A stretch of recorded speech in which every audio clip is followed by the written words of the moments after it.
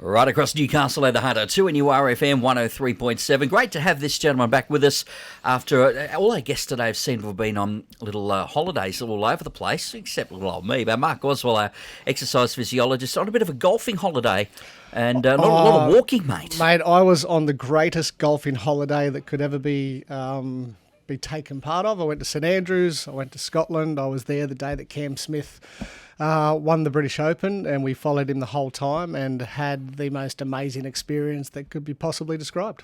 Now, how good is that? Because, I mean, we're going to follow this golfer around, or we're going to follow someone else. And, I mean, if you end up being the group that follows the guy that wins a tournament, how cool is that? Oh, mate, and the way that he won, and I experienced that with my son, the big fella Matthew, and, mate, it was unbelievable. So to be at St Andrews and as a golf tragic and to be able to follow him all the way around was just can't describe how good it was. Oh, you had a crack. I had a crack, but I can't describe it. Now, walking, great bit of exercise, so we probably all could do a little bit more of it. That can, however, if you're doing a lot extra, you may expose yourself to a particular ailment that we're going to cover right here today. Yeah, we're going to cover it, Achilles Tendinitis. So one of our friends that actually were on the trip with us, she didn't come to the golf, but she had this Achilles Tendinitis, and it is something that can come from excessive amounts of walking or changes of footwear or changes in behaviour.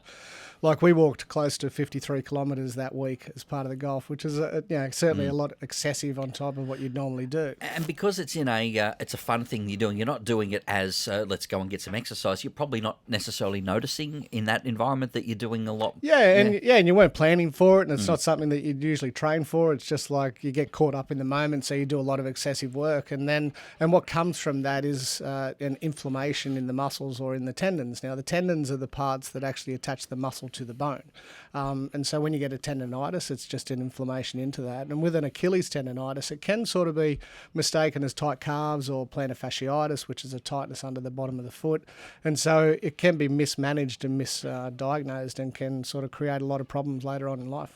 So in other words, get it fixed, make sure that you, assuming it doesn't end up just being tight calf, of course. Well, you can actually test it. For Achilles tendinitis, it's a burning sort of in the back of the heel that just doesn't go away, and it hurts with every sort of step that you take. A really good thing is if you want to know if it's just tight calves, you literally just stretch your calf. So if you stand on a step and drop your heel down and you feel tightness in the sort of upper portion of the calf and nothing down in the tendon or down in the bottom of the heel, then it's probably just tightness in the calves. Cool.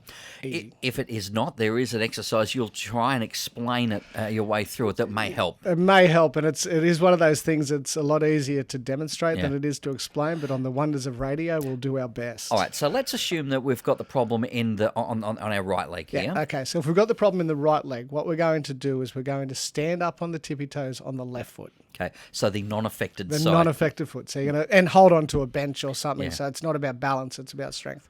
So you can lift your heel up on the left side, all right? Up on that left side, you're then going to stand on your toe on the right leg, and then just very slowly, with all of your weight on the right heel, slowly lower your foot down to the ground so it's flat.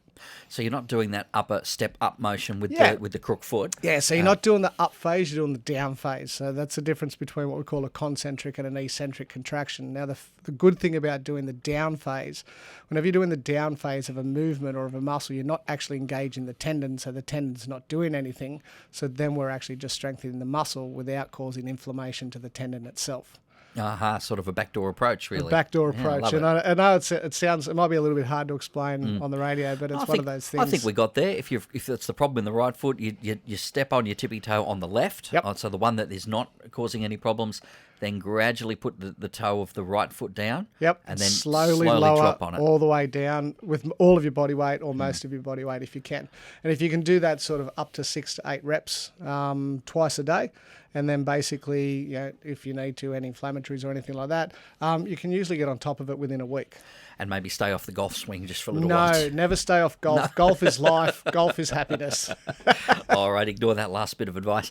Mate, we'll catch you next week. Thanks for coming in, as always, appreciated. Mate, it's good to be back, but I'd still rather be on the golf course. I'm not going to hold him against him for that. That's fine.